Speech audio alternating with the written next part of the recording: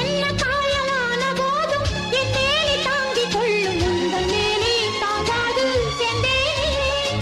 எந்தன் காதல் என்னவென்று சொல்லாமல் ஏங்க ஏங்க அழுகை வந்தது.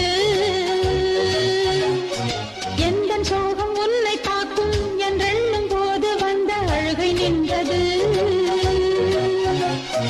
மனிதர் உணர்ந்து கொள்ள இது மனித காதல் அல்ல, அதையும் தாண்டி புனிதமானது. அபிராமியே தாலாட்டும் சாமியே நான் தானே தெரியுமா?